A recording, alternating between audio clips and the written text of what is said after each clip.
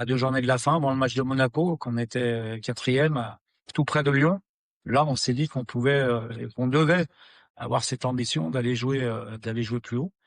On a réussi à l'emporter à Monaco. On a bénéficié d'un petit coup de pouce. Ça nous est pas arrivé souvent cette saison, donc merci aux Lensois au passage, euh, parce que c'est aussi grâce à eux si 2 clubs du Nord vont participer directement à la Champions League, ce qui est quand même assez extraordinaire pour la région.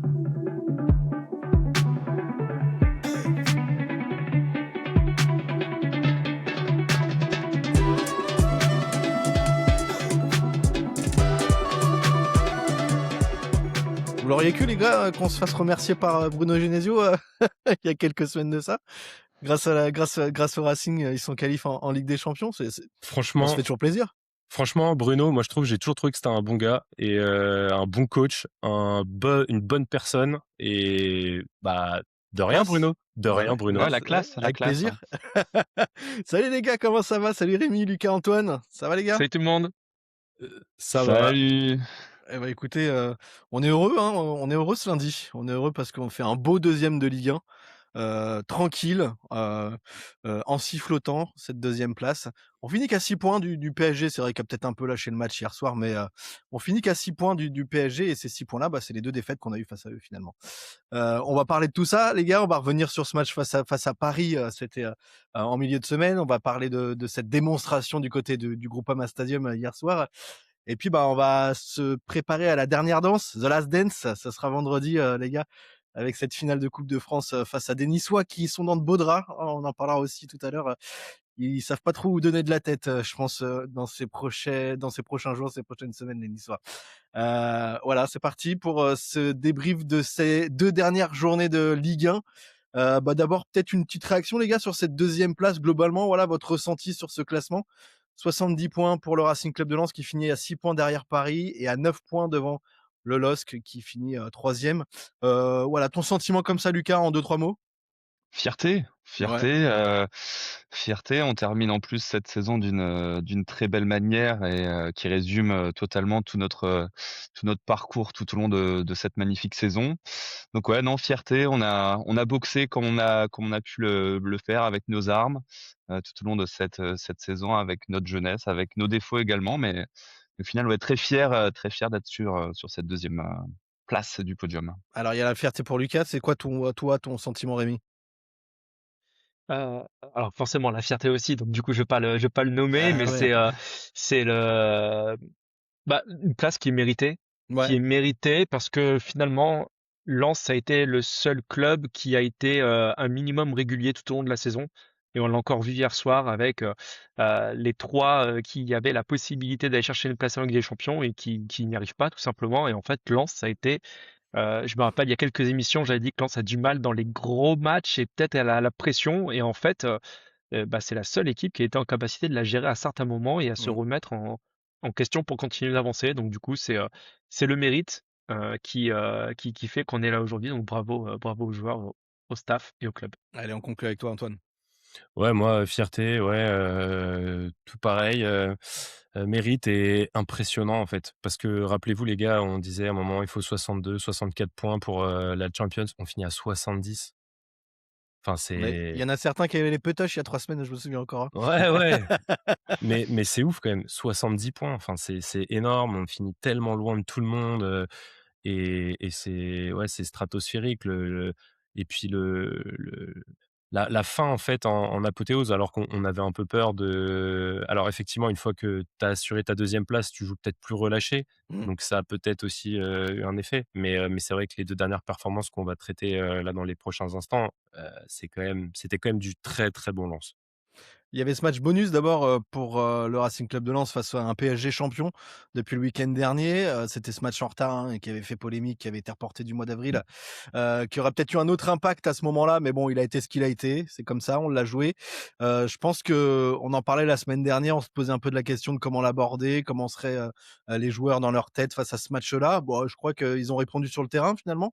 On a vu un Racing Club de Lens, engagé, cohérent, qui avait envie d'impressionner, qui avait envie de jouer, face à un PSG un peu en pantoufles, on va pas se mentir les gars. Mais j'ai eu le sentiment qu'on a eu un Lens conquérant et ce qui a fait la diff, sur ce match-là, c'est vraiment la réussite Lucas devant le but, hein, finalement. Ouais, totalement et puis ce serait une belle transition pour le match, face à Lyon, ouais. En fait, Lens a eu encore une fois, a fait un très grand match dans le contenu, j'ai trouvé. On parle d'une équipe qui termine avec plus de 2 expected goals, hein, face au PSG qui tire énormément, face à ce PSG-là qui a mis de l'intensité, par séquence, mais voilà, qui perd 2-0. En fait, tu touches un peu là la réalité du très, très haut niveau, Mmh. même si évidemment c'est un PSG en pantoufles, tu l'as dit, mais voilà, même sans un match, dans un match sans enjeu, le PSG reste une machine à gagner, quoi. Donc voilà, il faut souligner aussi le très grand match, hein, de Safonov, qui réalise une performance aussi, assez exceptionnelle. Parce 8 qu'on a bien arrêts. parce qu'on l'a bien voulu, j'ai le sentiment moi quand même, non? Ouais. Ouais, évidemment, mais voilà, encore une fois, on a boxé au niveau en fait où on se retrouve à cette fin de championnat. On On n'a les pas a été regardés le droit ridicule, dans loin les de yeux là. quoi, en fait, hein, les Exactement, Parisiens. exactement. T'es d'accord Rémi sur le fait que Safonov c'est quand même refait remarquer, mais j'ai le sentiment moi que on lui a donné un petit peu des billes pour se faire remarquer parce que c'est vrai que dans notre dernier geste, il y a jamais eu vraiment un geste flagrant pour essayer de la mettre au fond. Enfin, c'est mon avis à moi en tout cas. Bah, ou très peu, parce que je me souviens plus, vu qu'il y a le match de Lyon entre-temps. C'est surtout un bon placement qui a fait la différence plus que des arrêts. Au On final, lui tire ça a beaucoup été dessus. Mmh. oui, ça a été un aimant, donc bravo à lui d'avoir été là où il le fallait. Ça reste quand même du travail, hein, de se mettre où il faut. Par contre, oui, derrière, voilà, ça, ça a vendangé énormément. Je veux pas lui retirer le mérite, mais effectivement, on l'a bien aidé, on l'a mis dans les bonnes dispositions pour qu'il puisse briller sur ce match-là. Et il y avait quand même une équipe sur les deux qui a voulu le jouer ce match. Mmh. Moi, j'étais impressionné par l'engagement physique de Lens, Thomasson qui arrêtait pas de se jeter sur tous les ballons. Vraiment, je me suis dit que on va peut-être en parler après, mais moi, je m'attendais à avoir 2 matchs amicaux. Et sur le match face à Paris, on a eu un match amical côté parisien. Ils ne ont Mmh. pas joué et finalement, ça a suffi pour gagner. C'est ça qui est, Ouais, c'est ça qui est qui, qui, rageant. qui est, qui est le pire. Ouais, c'est C'est ça ça. qui est le pire, je pense, sur cette confrontation, c'est de se dire que ils n'ont pas besoin d'être à fond pour gagner parce qu'ils sont un cran au-dessus et tu leur donnes des Les petites miettes. broutilles voilà, et ils vont réussir à le faire.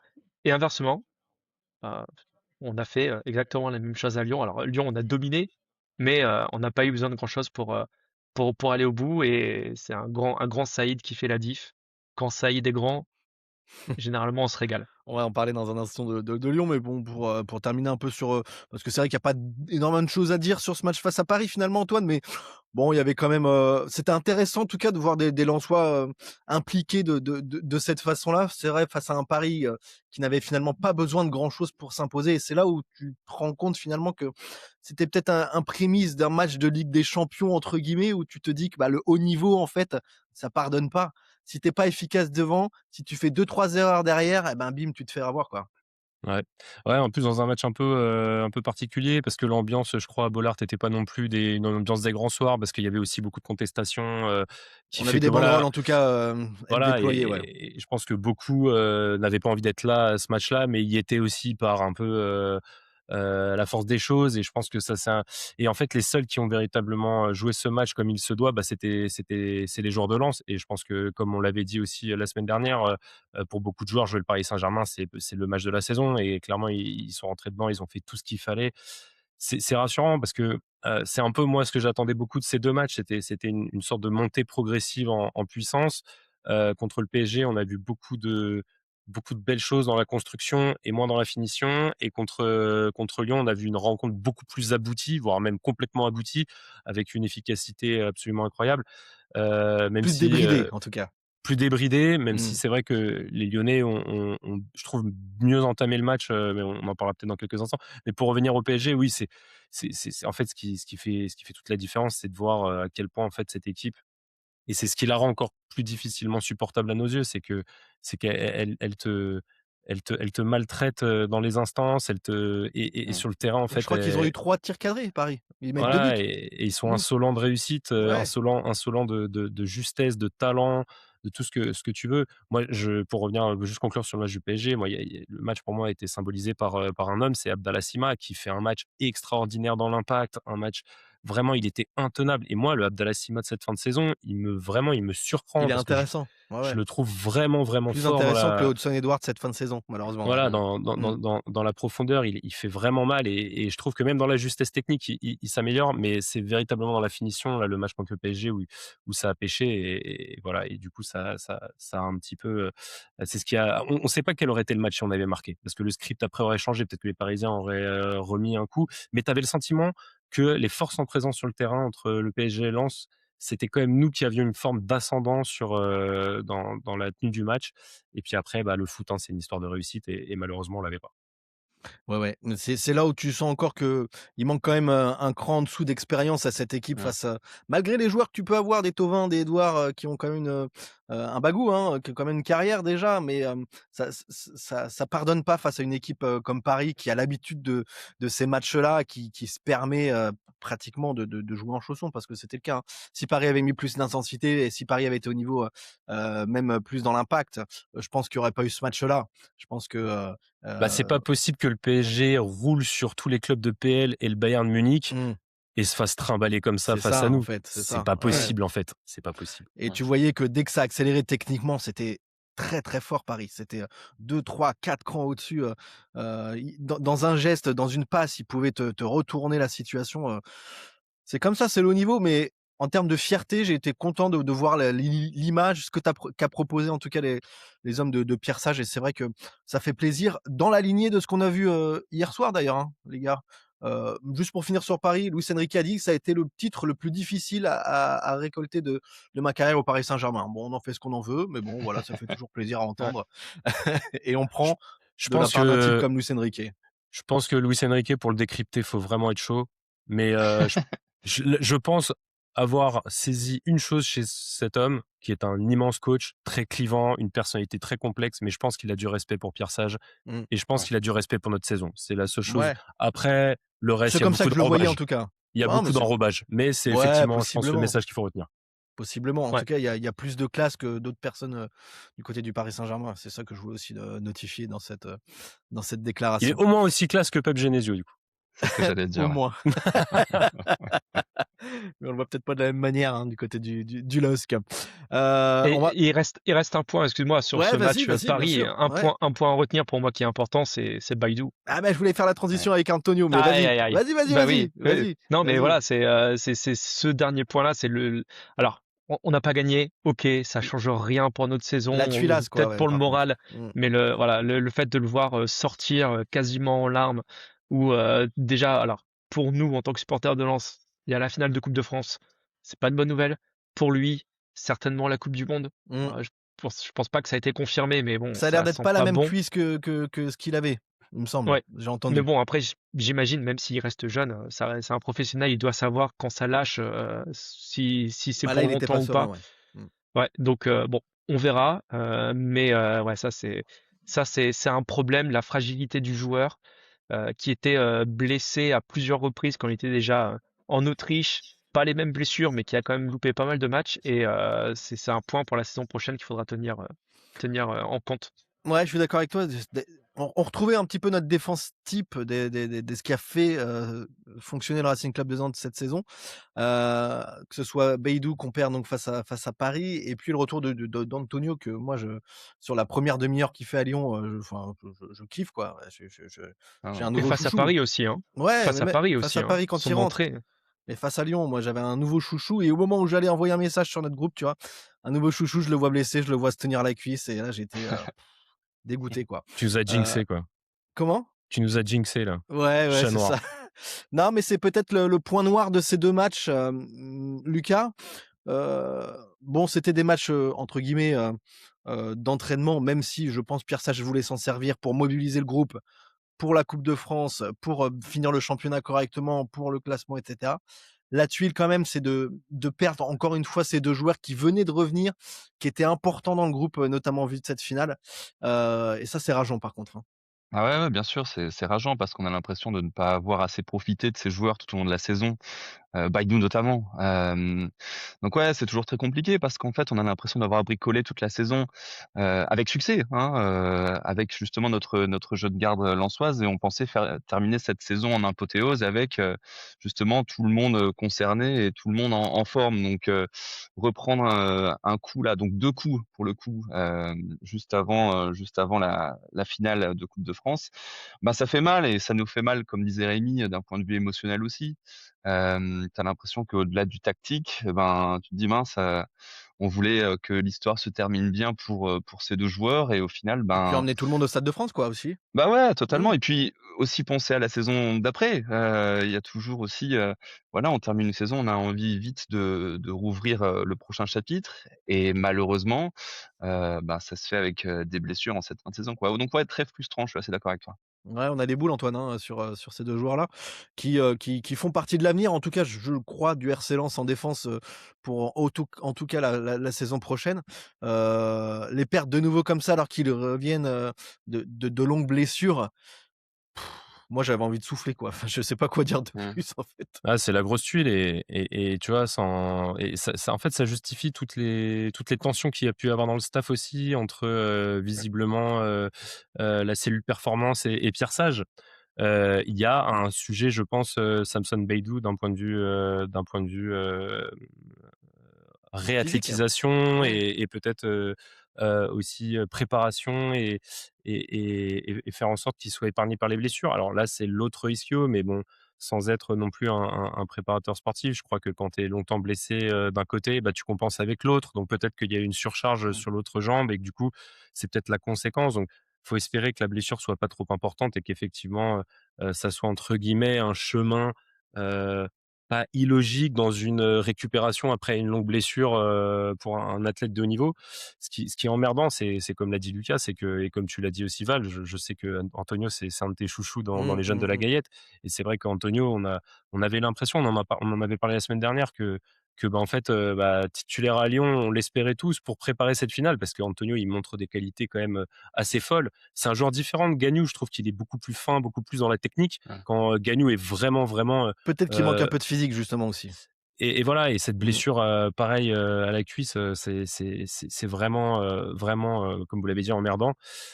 Voilà, après il y a Celik qui fait un bon match, il y a Masuaku qui aussi fait On en 90 parlait ça, ouais. minutes Mmh. à 2 postes. Donc quelles seront les solutions, pour Ça, Pierre Sage?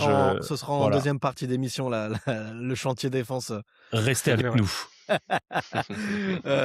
mais au-delà de Et ça, juste très ouais. rapidement, Non, pardon, non, vas-y, on a le temps. pour finir sur Baidoo, là, j'ai regardé sur Transfer Market, il y a possibilité de voir l'historique des blessures. Mmh. Et donc, saison 2023-2024, il a loupé 20 matchs au total, OK. mmh, 106 jours d'absence, mmh. ce qui est quand même énorme. 2024-2025, il a loupé 2 matchs, 10 jours, donc pas grand-chose.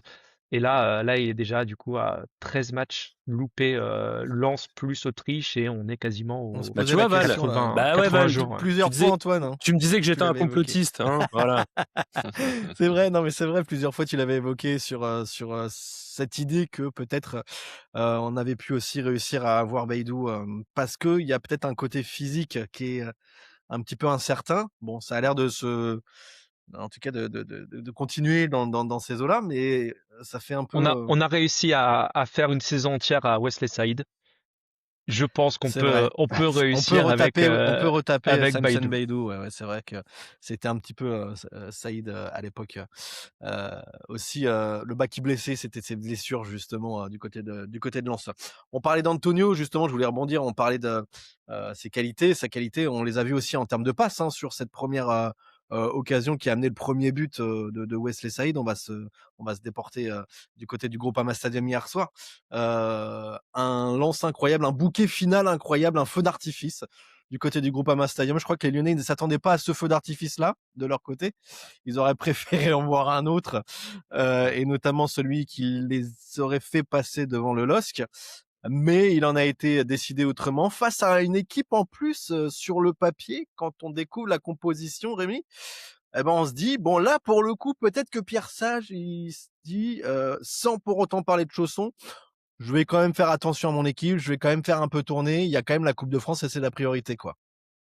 Ouais, alors je fais partie de ces gens-là, mais qui n'a pas pensé à ce que Lens allait jeter le match, pas pour faire plaisir à Lyon, pas pour pénaliser Lille, Mm. mais tout Se simplement pour préparer. préparer le match de Nice, pour éviter les blessures. Jeter, c'est un gros mot pour moi. Alors, oui, non, bah après, il faut respecter, etc. Et ceux qui n'ont pas du temps de jeu, Gorgelin, il a envie de se montrer aussi parce qu'il joue plus que un match là. Il veut jouer aussi le futur. On ne sait pas ce qu'il va devenir plus tard. Donc, il y a certains joueurs qui ont envie de montrer des belles choses.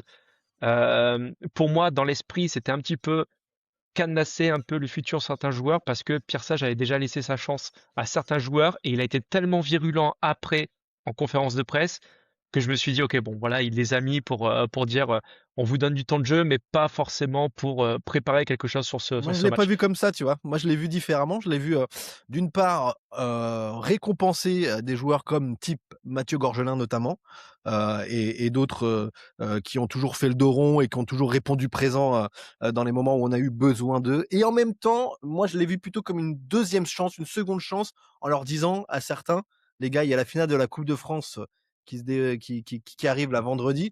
Si vous voulez en être, c'est maintenant qu'il faut me le montrer, quoi. Moi, je l'ai C'est ce plutôt qu'il a vu. dit c'est ce Ouais, qu'il a dit au micro de Beansport, en tout cas. mais moi, c'est comme ça que je l'ai même interprété C'est quand une j'ai vu analyse presque biblique. C'est tout le monde a le droit à une seconde chance, mon cher Val. Bah, c'est un peu ça. Je me suis dit, il a tellement tapé sur les joueurs et notamment face à Brest. Voilà, il a été virulent, hein, Pierre Sage. Quand il faut dire les choses, il les dit. Que je me suis dit qu'il y avait peut-être un petit côté rédemption aussi de sa part, en disant, bon, allez, les gars, si vraiment vous voulez me prouver que j'ai eu tort ou me prouver que j'ai besoin de vous vendredi, c'est maintenant. T'es d'accord, Lucas, avec cette Ouais, et analyse-là? puis Comment t'as vécu un peu le truc, toi? non, mais totalement. Puis a raison parce qu'en fait, ces joueurs que tu mentionnes, bah, ont bien répondu présent. En fait, Jean-Louis Leca le résumait parfaitement après le match. C'est vraiment la victoire d'un groupe. Là, et on l'a senti en fait dans ce 4-0. En fait, c'est pas seulement une une démonstration sportive. C'était une espèce de prise de pouvoir totale. Enfin, on arrivait sur ce match avec, comme tu le disais, peut-être des enjeux moindres comparés à ceux de Lyon, enfin totalement moindres d'ailleurs. Et en fait, tu as l'impression que les rôles ont changé très rapidement. Et donc en fait, euh, peu importe les joueurs, on a gagné ce match d'abord mentalement, puis sportivement, et puis ensuite tout s'est déroulé. Donc c'est vraiment en fait un groupe cohérent de A à Z. Et moi, c'est ce qui m'a fait le plus plaisir en fait. Lyon n'est jamais vraiment rentré dans ce match, n'a jamais vraiment réussi à exister dans son propre match, dans son propre stade, avec justement cette course à l'Europe. Donc, sincèrement, moi, j'ai été assez halluciné en fait de cette première mi-temps. Je la trouvais très bizarre. Tout nous réussissait et, euh, et c'était très chouette à voir, quoi. Mais vraiment très bizarre cette première mi-temps pour moi de mon côté. Ouais, je suis d'accord avec toi et bon après, on va pas se plaindre, hein. Moi, j'étais très Ah non, content de voir, non, non, mais pareil. un joueur type, Wesley Saïd, on va en parler dans un instant, qui soigne sa sortie. Mais au-delà de ça, j'ai été très content parce que j'ai eu l'impression, Antoine, de voir le même match que face à Paris. Pour le coup, des Lensois hyper concernés, dans l'impact, dans l'envie de jouer, dans l'envie de se projeter. C'est ce qu'ils nous ont montré, à Bollaert, c'est ce qu'ils nous ont montré hier soir, au Groupama Stadium. Et en plus, avec ce côté efficacité qu'ils n'ont pas eu face à Paris et qu'ils l'ont eu maximal pour le coup hier soir. Quand tu regardes ne serait-ce que les XG, je crois qu'on est à peine à 1,5. Et au-delà de ça, 4 tirs cadrés, 4 buts, quoi. Ouais. Ouais, ce qui est intéressant, c'est ça, c'est cette efficacité et cette cohésion, en fait. Ces liens collectifs qui semblent pas du tout, en fait, s'effriter ou s'éroder quand tu modifies Ouais. le 11. Hier, c'est intéressant de voir que Chelik et Antonio n'ont jamais joué ensemble et pourtant, ça marche. Euh, Parce que Selic peut-être était peut-être plus à l'aise en centrale. Peut-être, peut-être. Mm. Après, tu vois Haïdara, ça marche. Haïdara, c'est un but contre Metz et je crois que c'est une ou deux passes D déjà, hein, avec un temps de jeu quand même famélique. Bulatovic, c'est bon, le mec, Ah, il est ready. lui, c'est mon nouveau chouchou aussi. Bulatovic, il est prêt pour être titulaire en Ligue 1. Tu prends On en reparle tout à l'heure, mais pour Ma- moi, on a le remplaçant de Thomasson. Ah ouais, complètement. Mm. Masuaku, super match en piston aussi. Tu vois un Aguilar qui revient bien aussi. Saoud qui a pas du tout perdu de sa capacité à faire des interceptions hautes et tout de suite se projeter. Le but, le 3-0, je crois que ça démarre sur une interception de Saoud au milieu de terrain. Ouais. Et c'est vraiment, en fait, moi, ce qui me plaît, c'est que du coup, au-delà des cas individuels, ce qui me laisse vraiment une très bonne impression sur cette rencontre, au-delà du score, c'est qu'en fait, tu as l'impression que les joueurs remplaçants, ils ont fait le plein de confiance sur ces 2 matchs. Aïdara, il a pris du temps de jeu. Moi, je l'espérais titulaire à Lyon et il a eu un bon temps de jeu qui le fait aussi un peu monter en puissance vers ce match de Nice où peut-être à un moment tu auras une prolongation et peut-être que tu auras besoin à un moment de lui un peu plus de 45 minutes sur la rencontre. Il est prêt aujourd'hui. Il est prêt à jouer 45 minutes de très haut niveau. Et tous ces joueurs qui même étaient un petit peu pointés du doigt après les derniers matchs, on va dire les derniers mauvais résultats, mais on se voilà plutôt qui étaient visés après le 3-3 à Brest. Mmh. Même j'ai trouvé un Aguilar bien en jambes, dans le coup, Masuaku pareil. Voilà, donc j'ai vraiment l'impression que là, Lens va préparer ce match de Nice avec un groupe qui est vraiment prêt à disputer cette finale et des compositions collectives qui me semblent aussi à peu près toutes efficaces les unes que les autres. Ouais, ouais, je suis d'accord, et c'est vrai que c'est encourageant, ne serait-ce que dans la mentalité, mais ne serait-ce que voir que les remplaçants et les joueurs qui ont eu beaucoup moins de temps de jeu cette saison ont bien répondu et je pense que la carotte Coupe de France, finale de Coupe de France, enfin, je veux dire, dans la carrière d'un joueur, ne serait-ce qu'un joueur de Ligue 1, hein, enfin, ça arrive rarement, en fait et je pense que ça peut créer un déclic aussi en se disant: «Ah bah, voilà, on a quelque chose à jouer». Plus aussi en vue de la saison prochaine, parce que tu en as qui ont des points à marquer, hein, pour la saison prochaine. Tu as la Ligue des Champions à jouer, tu vas avoir le championnat, tu vas avoir enfin voilà, peut-être pas 2 fois plus de matchs, mais beaucoup plus de matchs en tout cas à jouer. Je pense que ça fait aussi cogiter dans les têtes, hein. Et tu Ouais, vois, Le je combat pense, attends. ouais, vas-y, Ah bah, vas-y. Mmh. si je peux me permettre de rebondir sur ce que disait Antoine, en fait, faut féliciter en fait tout Pierre Sage et toute son équipe tout au long de la saison. En fait, on récolte les fruits de tout ce qui a été semé tout au long de la saison. En fait, quand on regarde d'autres équipes, la rotation crée du désordre. À Lens, on a l'impression qu'elle confirme une espèce d'identité de jeu qui ne bouge jamais. Peu Mmh. importe les joueurs, peu importe les âges, peu importe la maturité des joueurs qui sont là. Donc, en fait, ce qui est frappant, c'est que dans le vrai signal de ce match, en fait, c'est la continuité, même dans la rotation. Et je trouve qu'en fait, c'était la plus belle image qu'on aurait pu donner sur ce dernier match, qui illustrait en fait toute une saison, bah, notamment de rotation et de changement tout au long de la saison. Ouais, et, Antoine, tu et, et, voulais réagir, ouais. et ouais, et c'était pour conclure un peu la liste de joueurs que j'ai donnée là pour qui ont su rebondir ces dernières semaines. Et bien sûr, j'ai oublié celui qui l'illustre d'autant plus, Wesley Saïd. Mmh. Wesley Saïd, t'as l'impression que là, ça y est, il a refait clic en Allons-y. fait. Allons-y, Voilà. c'était justement la transition. Je voulais qu'on le mette en lumière parce que c'était son avant-dernier match avec le Racing Club de Lens. On sait depuis quelques mois maintenant qu'il a signé un contrat ailleurs dans les pays du Golfe. Et on l'a d'ailleurs un peu critiqué à ce moment-là parce que c'est vrai qu'il avait un peu disparu, Wesley, ça faisait un moment qu'il était bloqué à 10 buts, que dans l'attitude ça le faisait pas. On se souvient face au LOSC à Pierre-Mauroy, on se souvient aussi de d'autres matchs où il a pas répondu présent, ne serait-ce que dans l'attitude, dans la mentalité. Et ben, hier soir, il a répondu présent. Peut-être, qu'il a envie d'être titulaire pour la finale de la Coupe de France, je sais pas Rémi.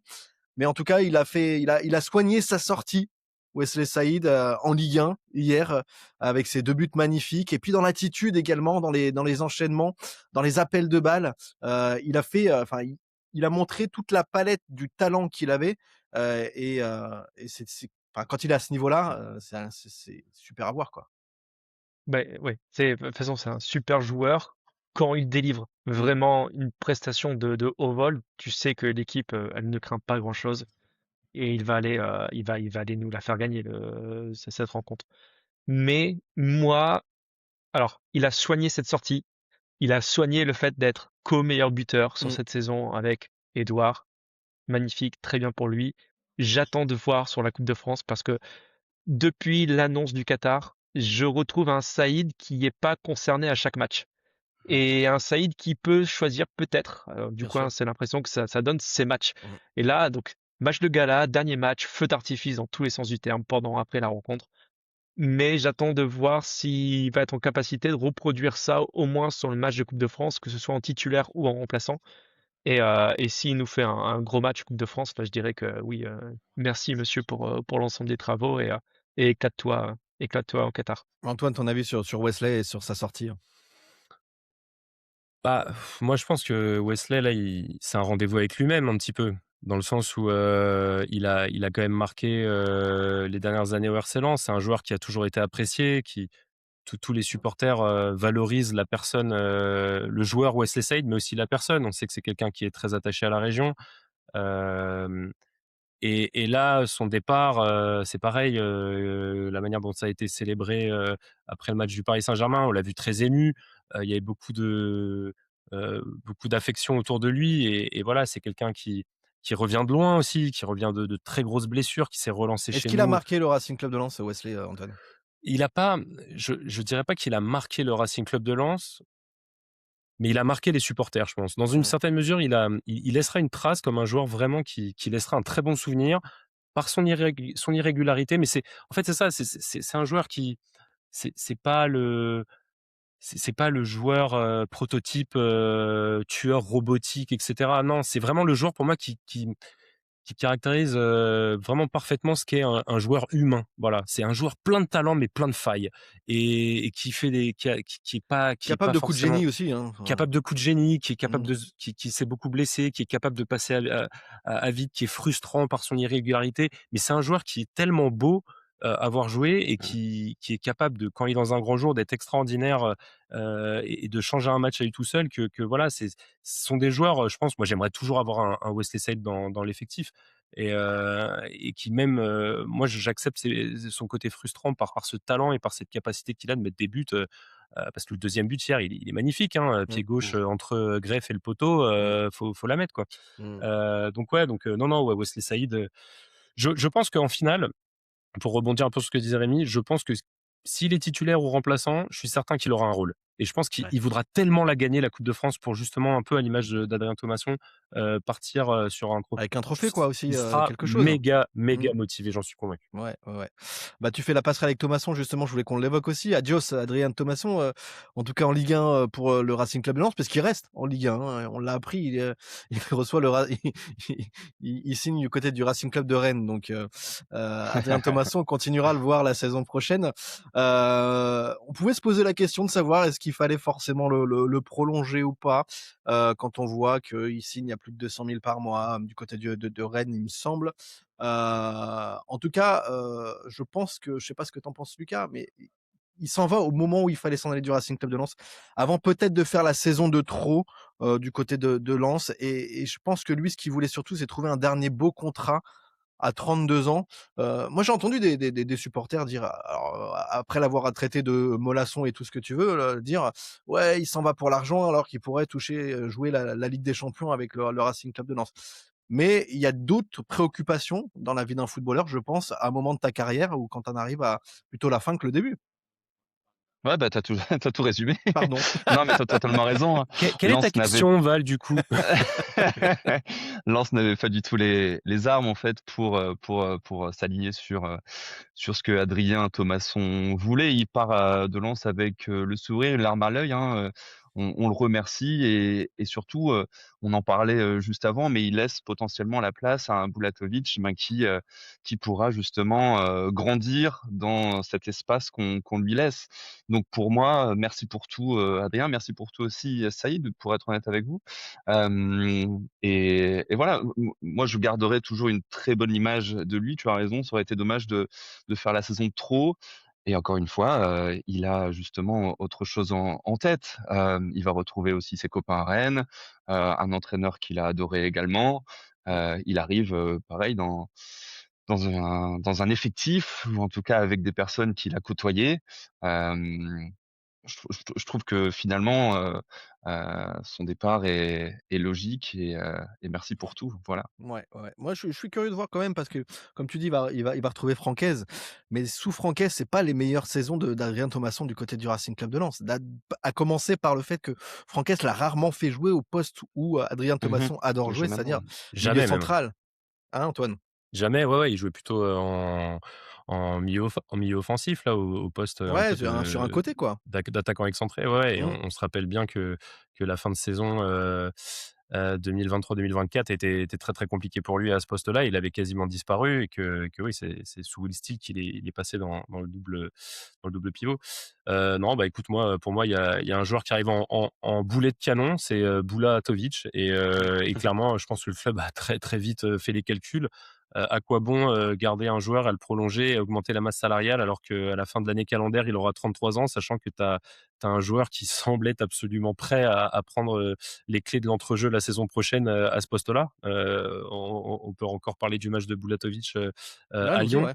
Énormément de courses vers l'avant, énormément de passes en profondeur, énormément d'agressivité au milieu de terrain, des caractéristiques qu'a présenté Adrien Thomasson toute la saison. Alors Adrien Thomasson, c'est 10 passes D, c'est beaucoup d'expérience. Il faut pas oublier ça, hein. Bulatovic aura aussi. Mais ils ont pas le même âge. Ils ont pas le même âge, donc Mmh, mmh. Bulatovic, forcément, il aura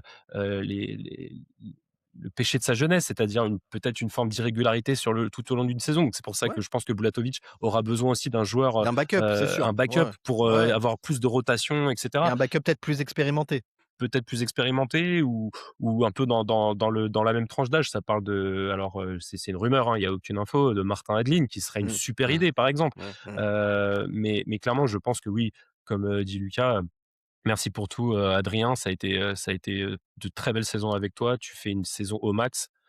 À, à, à l'inverse d'un Seko Fofana qui, je pense, quand il part de Lens avec la Ligue des Champions, aurait pu apporter à ce Mmh. moment-là quelque chose. Je pense qu'Adrien Thomasson, là, il y a une forme de ouais, ça va être difficile de faire mieux. Et Je on peut pas pense, se permettre économiquement je pense. de te proposer ce que tu souhaites, donc on se quitte bons amis. Et d'ailleurs, la collade entre Jean-Louis Lec et Adrien Thomasson à la fin du match en dit long. Ils partent en très bons termes. Ouais, Ouais, ouais, mais c'est ce que j'allais dire. Symboliquement, c'était très chouette de pouvoir aussi leur dire au revoir, quoi, à ces mecs-là. ouais. De soigner leur sortie dans les deux sens du terme, eux sur le terrain, et aussi en fait ce rapport et ce lien en fait aux supporters, de pouvoir justement ouais les avoir félicités et les voir ouais, de les voir tourner la page d'une bonne manière, quoi.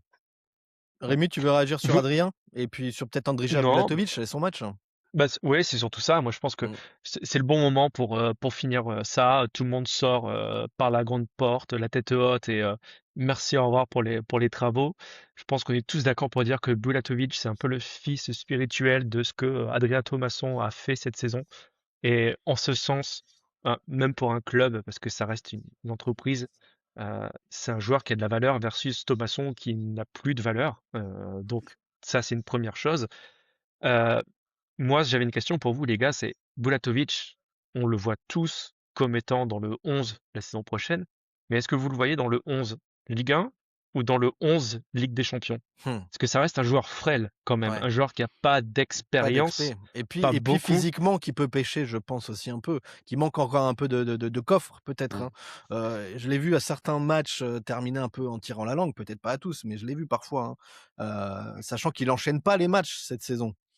Peut-être que Ouais. s'il est Donc si vous le faites jouer en quoi là? Vous le faites jouer en il est titulaire sur la Ligue 1, mais on va chercher quelqu'un d'autre qui sera titulaire par défaut plutôt sur la Ligue des Champions, ou vous lui donnez sa chance, on essaye de le valoriser au maximum, de lui mettre une grosse XP, mais ça pourrait être un peu juste pour la Ligue mmh, des Champions. ça me rappelle un peu, le choix qu'on a fait, en Ligue des Champions de recruter Nampalys Mendy, la saison où on l'a joué avec Francaise, et où, j'ai le sentiment dans mes souvenirs que Mendy joue surtout la Ligue des Champions cette saison-là, justement pour apporter cette expérience, heu, que je pense le groupe manquait à ce moment-là, notamment avec le départ de Seko Fofana et compagnie, et il manquait vraiment peut-être un leader, spirituel au milieu, à ce moment-là. Est-ce qu'il faut faire le même choix la saison prochaine? Non, Je suis pas non. sûr parce que, Antoine, je vais te laisser continuer, mais moi je suis pas sûr. Non, non, je veux pas te couper la parole, Non, Val, non, vas-y, mais vas-y. peut-être on fait un petit 1-2 là comme Saïd Haïdara, ça a bien marché dans la surface lyonnaise hier, mais non, en fait, je pense que David Glusman l'avait dit ici, dans Palis Mendy justement, c'est typiquement le genre de recrue que tu fais libre, mais tu mets un Mmh, gros salaire mmh, et derrière tu peux pas t'en débarrasser si tu veux le sortir. Aujourd'hui, c'est totalement l'inverse. Je pense que Lens va peut-être mettre 7, 8, 9, 10 millions sur un joueur de rotation au milieu de terrain, mais avec un salaire en deçà de 100K mensuels ou autour de 100K mensuels, pour justement amener de la création de valeur. Moi, je vous dis, un Martin Hadlin, pour moi, c'est le profil idéal pour venir renforcer l'entrejeu. Fodessila, Aïdara. Vous avez Aïdara, le joueur expérimenté pour la Ligue des Champions, qui accompagne Hadlin, potentiellement Bulatovic et Fodessila. Et je pense que de toute façon, le RC Lens n'a pas vocation à recruter des joueurs de 28, 29 ans à tous les postes. Et je pense que on verra ce qu'on recrute, mais j'ai quand même le sentiment qu'on ira plus sur un joueur à développer plutôt qu'un Nampalys Mendy. Et ton avis, Lucas? Non, mais je suis assez d'accord avec Antoine. En plus, je pense que Bulatovic a la capacité et le QI football pour évoluer très vite d'une certaine façon, malgré son âge. Je le trouve très mature dans ses prises de décision, dans ses duels également, assez physique. Donc je m'inquiète très peu pour lui. Après, cet été va être encore un été charnière, comme l'avait été justement l'été pré Ligue des Champions la dernière fois. Il y aura, je pense, aussi beaucoup d'opportunités de marché à voir, mais ouais, j'ai hâte de voir justement les premiers noms qui vont sortir du côté de Lens, en tout cas dans l'entrejeu, avec potentiellement ou non un départ de Sangaré.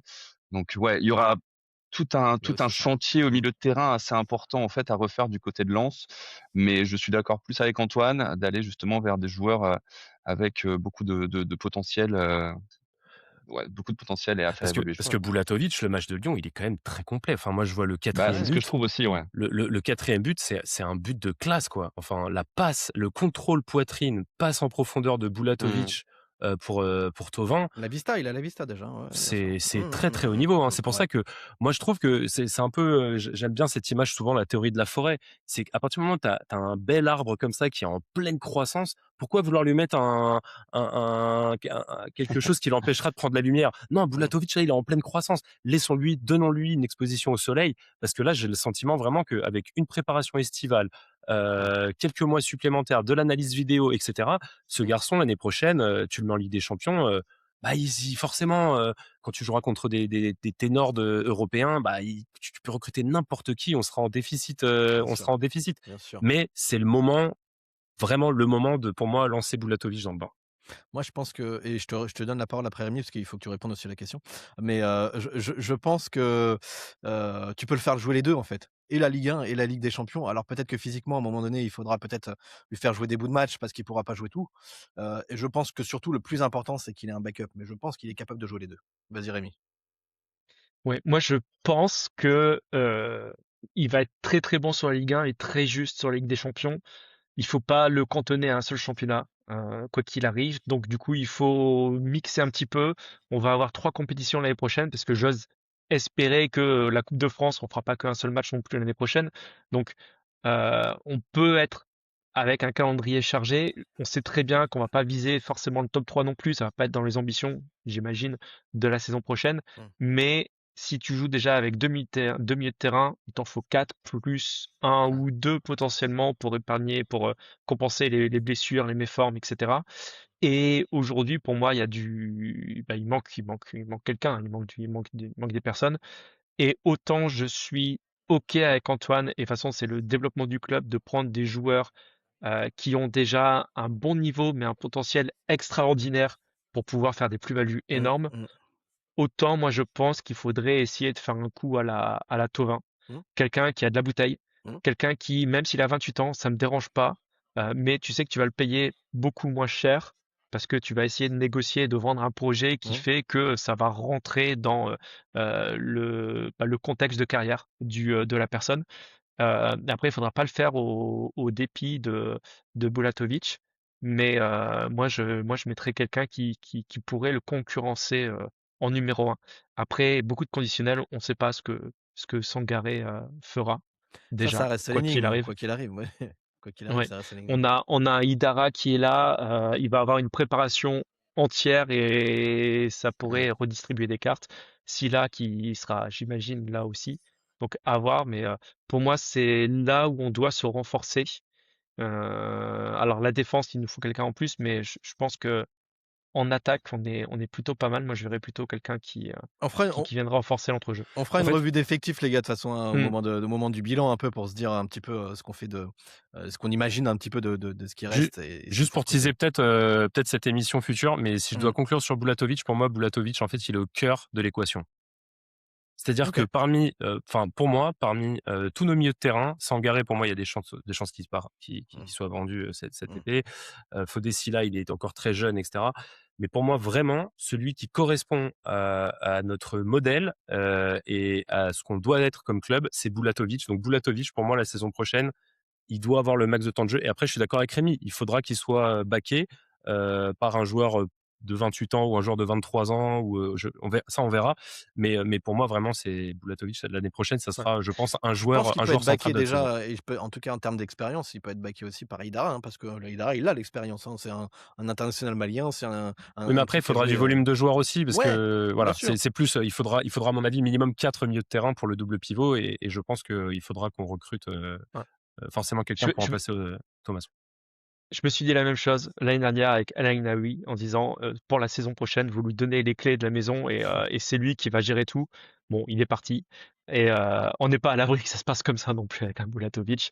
On sait jamais ce qui peut se passer. Mais ouais, je pense qu'on est tous d'accord pour dire que il a une vision, il a une qualité de pied qui est exceptionnelle. Et en plus de ça, il est en capacité de faire les efforts. Donc, Allez, c'est bon. on conclut sur la Ligue 1. On aura le temps, hein, les gars, de refaire une émission où on va un petit peu faire le bilan de cette saison-là et puis faire une petite rétrospective de l'effectif, de se poser la question de comment on les voit l'année saison prochaine, est-ce qu'ils seront encore là ou pas. On fera ça plus tard, mais on a quand même une finale de Coupe de France, nous aussi, à préparer, hein, maintenant. Au-delà des joueurs, nous, on va aussi un petit peu se poser les questions, et notamment la question de l'adversaire. Les gars, The Last Dance, c'est la dernière danse pour les Lensois. Ce sera pas la dernière danse pour les Niçois, parce que les Niçois, on l'a découvert hier soir, et ils vont jouer le barrage d'accession, de descente et d'accession pour Les la Ligue 2, mais pauvres. de descente pour eh bien la Ligue 2 également. C'est vrai que les Niçois, ils ont la tête dans le guidon depuis un moment maintenant, hein. J'ai vu une stat passer. Nice en Ligue 1 depuis le mois de novembre, écoutez bien, ils ont joué 24 matchs depuis le mois de novembre en Ligue 1. Ils ont gagné 2 matchs. Ils ont gagné 2 matchs et ils en ont gagné 0 à domicile. 0 à domicile. C'est Depuis le mois de novembre. C'est hallucinant. un rythme européen de Nice en Ligue 1. Un rythme Europa League. Non, mais bon, on va affronter cette équipe-là. Alors, avant de penser à l'équipe de Lens et à la défense, notamment du Chantier, est-ce que, pour toi, Lucas, les Niçois vont avoir pleinement la tête à cette finale de la Ligue de la Coupe de France? On va pas parler de Ligue des Ouais, Champions. La finale de Ligue des Champions, ouais, bien sûr. Pleinement non. J'imagine que le barrage qui arrive la semaine d'après trottera, oui, dans la tête de certains joueurs. Je dis certains joueurs parce que pour d'autres, cette finale de Coupe de France, c'est un moyen de se montrer avant l'été. C'est un moyen d'attirer un peu les regards vers soi, justement, pour d'éventuels départs. Donc, certains joueurs voudront briller sur cette confrontation où, justement, tu le disais, qui opposera deux équipes dans des dynamiques totalement opposées, totalement différentes.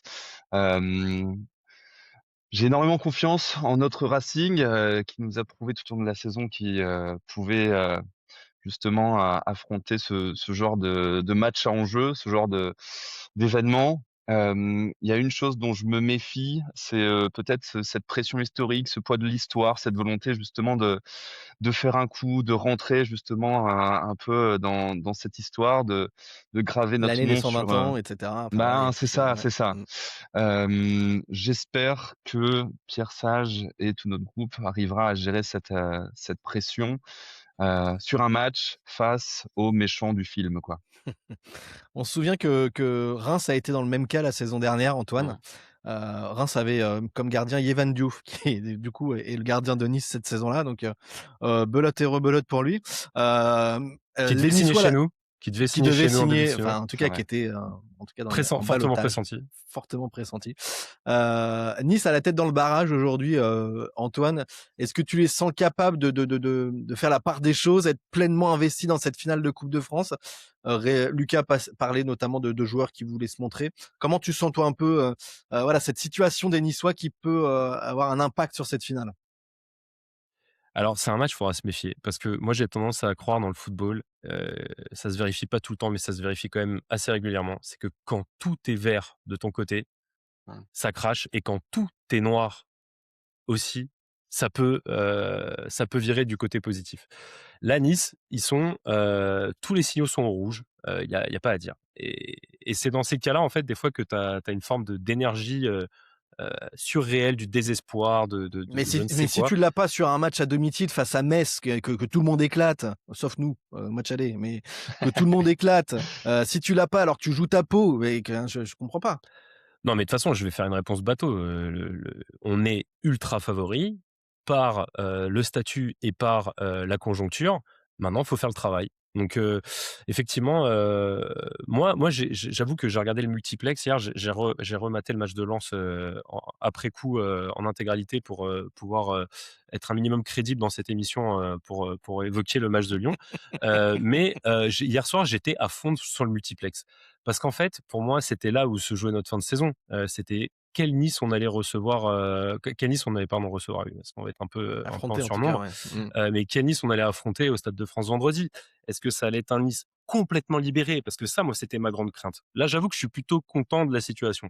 Moi, ma grande crainte, c'était que Nice se sauve, même en étant mauvais contre Metz, mais par le jeu en triangle avec Le Havre et Auxerre. Moi, j'avais peur que Nice arrive à se maintenir en faisant 0-0 ou un match de merde contre Metz parce que Lille avait tapé Auxerre, par exemple. Mmh. Et ça, tu vois, ça aurait eu un effet, je pense, démultiplicateur pour les Niçois. Là, c'est l'inverse, c'est-à-dire que ils n'ont pas réussi à battre Metz, et en même temps, Le Havre et Auxerre ont fait le taf. Il reçoit, je pense, on va tous être à peu près d'accord pour dire que Saint-Étienne, c'était absolument, à mon avis, l'équipe que tout le monde a envie d'éviter d'affronter sur un type de barrage comme ça. Et en plus de ça, ils se mangent toutes leurs BSN et leurs ultras en fin de match, et à mon avis avec une pression maximale. Franchement, je connais pas les ressorts d'un joueur professionnel ou de Claude Puel là pour relever l'effectif.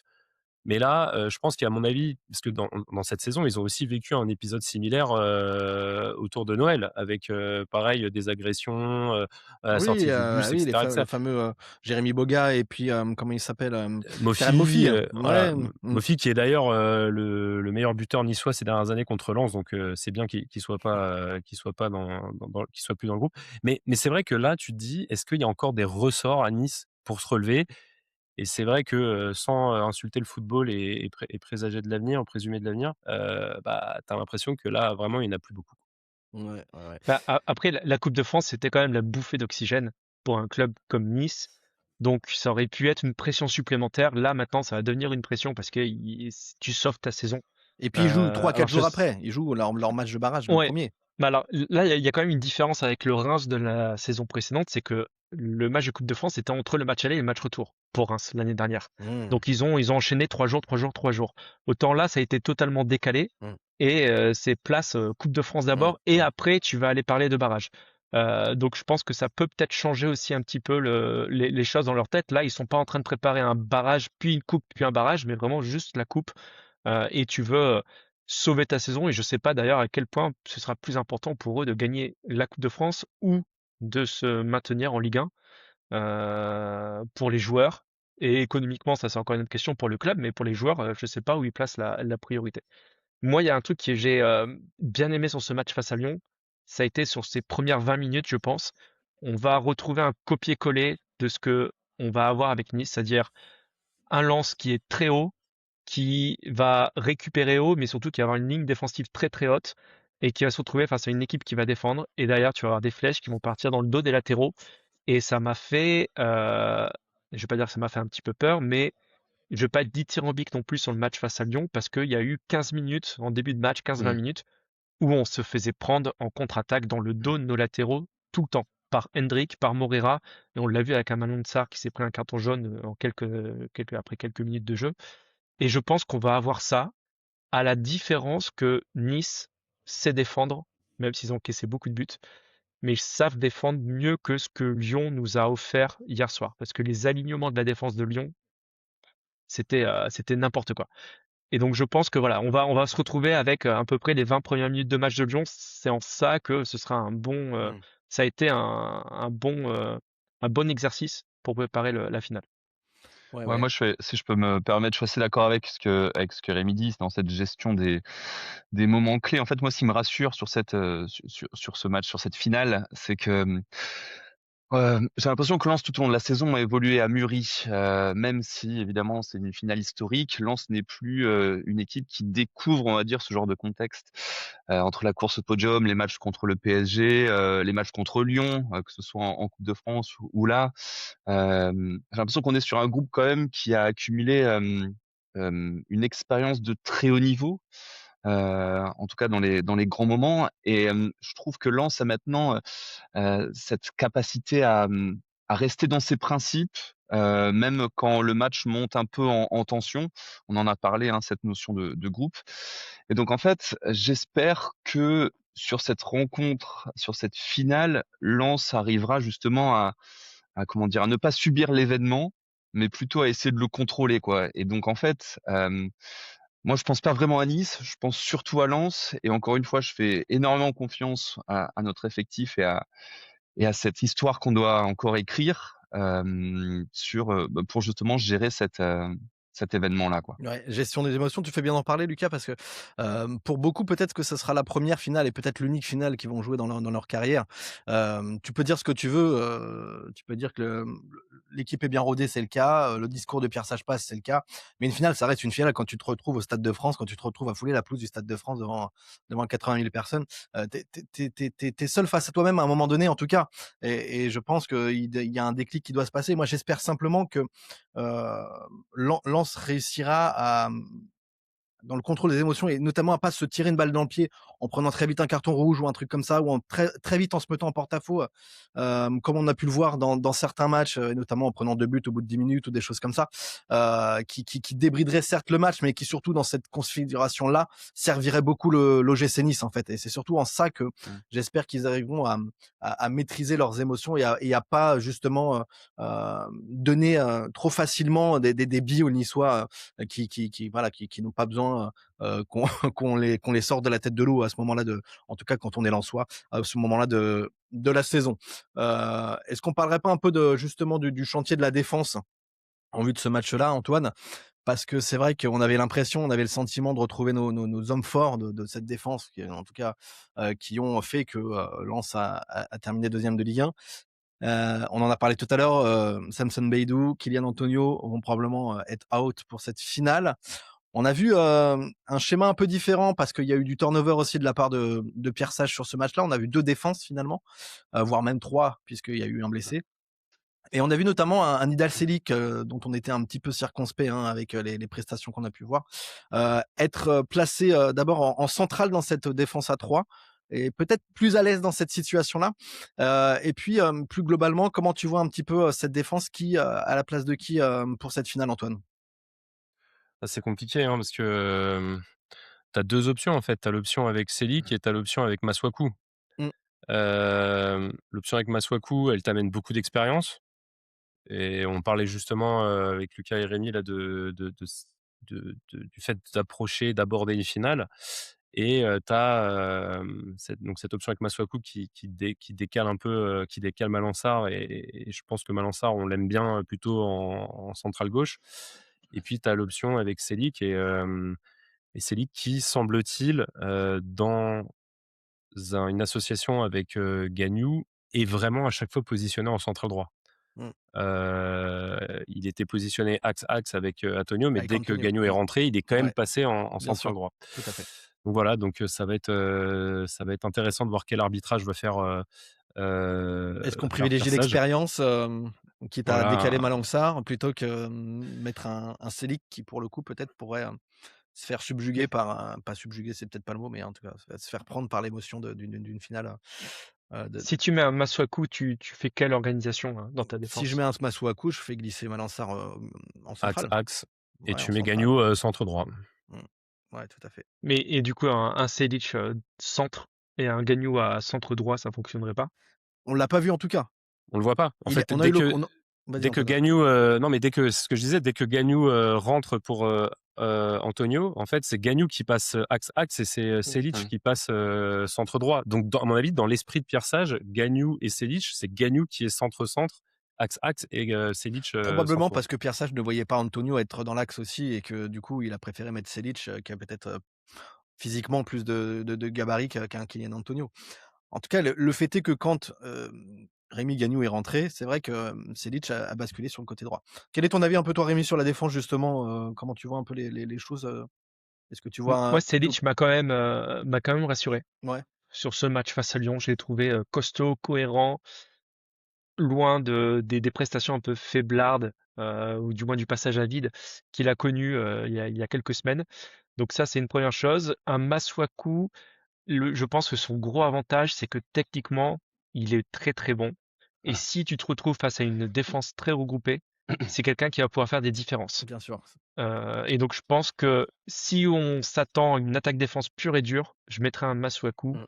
qui va être beaucoup plus à l'aise balle au pied et pouvoir peut-être casser des lignes ou voire même Et prendre des dans, risques et essayer de doubler ou de faire la différence. et dans De la doubler, de couverture. dribbler, de faire la différence. Et dans la couverture, parce que je pense qu'un Selic pris dans le dos par un Mohamed Ali Chaud, par un Wai ou Et on par l'a vu sur d'autres matchs.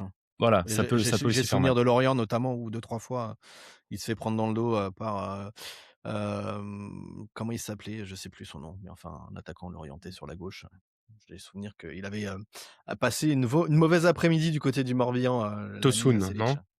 Ah ouais, non, Dermen Karim, Ah oui, voilà. Karim, ouais, Voilà, Karim.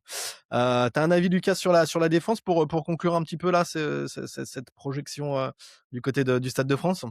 Ouais, bah je vous suis un peu justement sur Selic. Après, ça va être compliqué évidemment pour Pierre Sage, puisque que ce soit Selic ou Masuaku, ils ont tous les deux plus ou moins brillé dans leurs compétences en fait face à Lyon. En fait, on a vu un Selic beaucoup plus distributeur. Je crois que c'est celui qui touche le plus de ballons côté lensois sur le match, qui réussit pas mal de passes.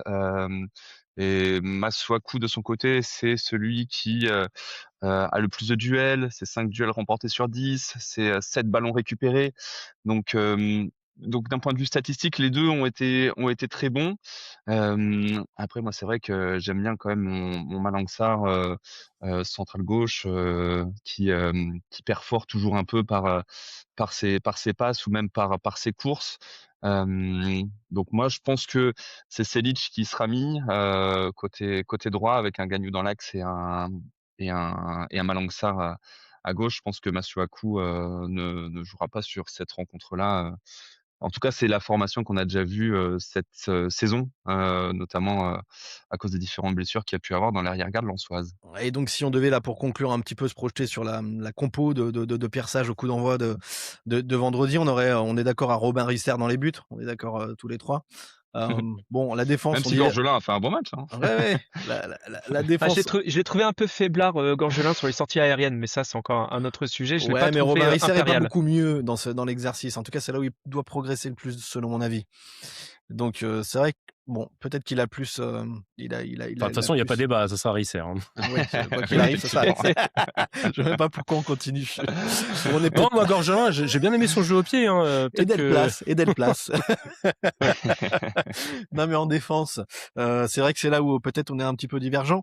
Mais bon, on pourrait partir en tout cas avec un Gagnou, avec un Malang Sarr, et puis après avoir qui c'est de Masuaku, de Nidal Selic. Au milieu, The Lens Dance pour Adrien Thomasson probablement, et pour Mamadou Sangaré qui était laissé au repos. Et puis pour ce qui est des pistons, est-ce qu'on met plutôt un Sod, plutôt un Ruben Aguilar à droite? Je partirais sur un Sod parce que c'est Ouais, lui de qui est même. qui est dans le mouvement depuis plusieurs semaines maintenant, on est d'accord? Oui. ouais. Oui. Et puis un Mathieu Hudol à gauche parce que c'est pareil, c'est le taulier du côté du couloir gauche. C'est peut-être devant où on va peut-être se poser un tantinet, une ou deux questions. Flotov, on est d'accord pour le mettre titulaire? Absolument ouais. indispensable. Indispensable. Est-ce que sur le côté gauche, on met un Alan Saint-Maximin ou un Wesley Saïd? Tiens, qui c'est qui mettrait un Alan Saint-Maximin titulaire là? Moi, je Ouais, mettrais Saint-Maximin titulaire. bah moi je le mettrais aussi. Parce que capable de faire la différence et d'éliminer des joueurs. Et si on reste sur ce scénario de attaque-défense, bloc très regroupé, Mm. Un Saïd pourrait être bon pour se mettre entre les lignes, mais du coup, l'espace serait trop faible pour faire des grosses différences à mon sens. Et donc, je mettrais un Saint-Maximin. Et si Mais tu veux, je pense qu'Antoine se dit, moi, je le mets à la fin pour dynamiter le Franchement, bloc. en je suis tout en cas, train de, je suis en si train de tu poser veux, le problème dans tous les sens dans ma tête. J'arrive pas à savoir qui je mets. si tu veux peut-être enterrer définitivement les Niçois, leur mettre la tête sous l'eau et démarrer type demi-finale face à Toulouse, je pense qu'un Alain de Saint-Maximin pour percuter, pour perforer, peut-être une des solutions en tout cas. Du côté d'Antoine Lucas, on est plutôt Wesley Saïd du coup peut-être, Je sais pas. Ou Ouais, Sima. ou Abdallah Sima, mais peut-être plutôt à droite Sima. Mais... non, Lucas, moi je mettrais Wesley Saïd justement pour continuer sur sa bonne forme et sur le match qu'il vient de faire face à Lyon. J'aime bien Alan Saint-Maximin en sortie de banc. Ça nous permet aussi d'être assez flexible en fait dans notre système de jeu. Ouais, donc moi je pense que je mets la carte Wesley Saïd qui nous a montré qu'il voulait bien terminer du côté de Lens. Donc quoi Et en de fait, mieux qu'une finale pour bien terminer justement son aventure.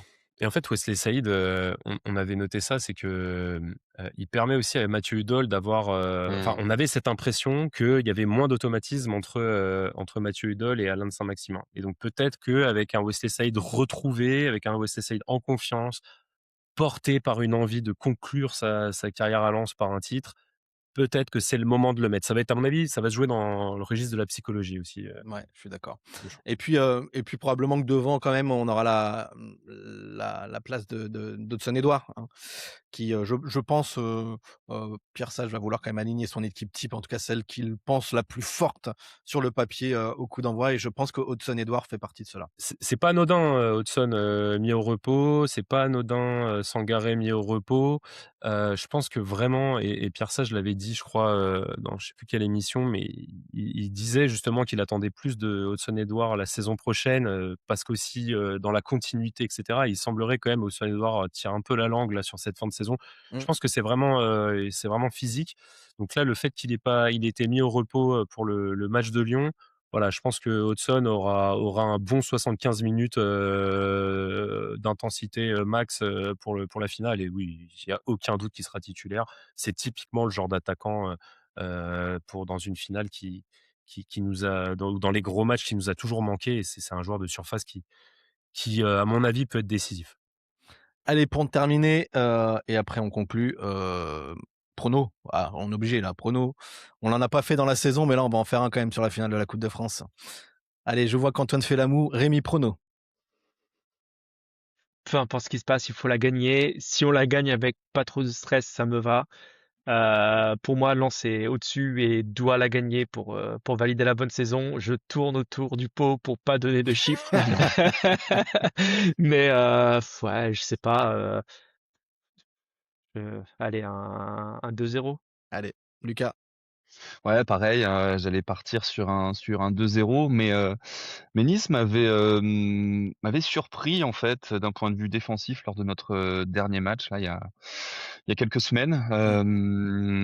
J'avais peut-être 1-0, allez, 1-0 Lens étriqué, but de Florian Thauvin. Allez, Antoine. Je déteste ce genre d'exercice, mais je dirais qu'on va gagner 3-1, mais que le score ne va pas du tout refléter la physionomie du Je match. signe pour le 3-1. C'était mon avis aussi. Je pense que ça va être un match difficile, mais qu'on va quand même réussir à trouver le verrou. Et que même si on va trembler à un moment donné, je pense que ça va le faire. Voilà. Ouais. Bah écoutez. Et match que nous verrons en tribune. Lucas, est-ce que tu y seras, toi? Ah oui. Non, je n'y serai pas. Ah, dommage. Malheureusement. Bon. Non, donc tous les 3 sur 4. Est-ce que c'est votre première finale, du coup, Valentin, Antoine? Non, j'ai fait la Coupe Non. de la Ligue 2008 face à Moi, Paris. j'ai fait Coupe de France 98, Coupe de la Ligue 99 et la malheureuse de 2008. Ok, il y a quand même une victoire dans le lot. Ouais. Et j'ai même fait la Coupe de France 1945 contre la Saint-Étienne, contre le LOSC, pardon. Bah voyons. Non, c'était Saint-Etienne, c'était 75, non, donc pas 76. 73, je 76. crois. Non. Bref, on est On les a toutes perdues pour l'instant. on est des... Bon les gars, on conclut. Allez, merci beaucoup à tous. C'était un plaisir. On continuera évidemment de débriefer les matchs du Racing Club de Lens et celui qui arrive la semaine prochaine. Et puis on se fera un petit bilan tous ensemble aussi de la saison qu'est-ce qui a été, qu'est-ce qu'on retient, qu'est-ce qui a été un peu moins bien, comment on imagine un peu la saison prochaine, l'effectif, tout ça. On fera un gros bilan dans les prochaines semaines du côté du Racing Club Podcast. Merci Rémi. Merci Lucas, merci Antoine, merci à Guiche du côté du graphisme qui nous fait encore des bangers comme on dit chez les jeunes pour tout ce qui est créa graphique de nos émissions sur YouTube. Merci à tous d'être présents sur YouTube, vous commentez, vous likez, c'est cool. Continuez à le faire parce que ça met en avant nos vidéos, nos podcasts, donc c'est cool. Et puis on vous répond notamment. Et pendant que je dis ça, je me rends compte qu'on n'a pas du tout répondu à des questions d'auditeurs. Antoine, t'as pas fait ton Non. travail. Oh là là là là. Ah là là. Mais on y a répondu indirectement parce qu'il y avait des questions qui étaient sur la défense, quelle défense on alignerait pour la finale, etc. Donc on n'a pas cité, mais on a répondu indirectement. Merci Je- pour m'afficher en Je conclusion. cible de cet Antoine, mais on est épisode tous 18. responsables. C'était gratos. En tout cas, non, mais on s'excuse auprès des auditeurs et merci à vous et Yes. voilà. Et Merci à tous. Ouais.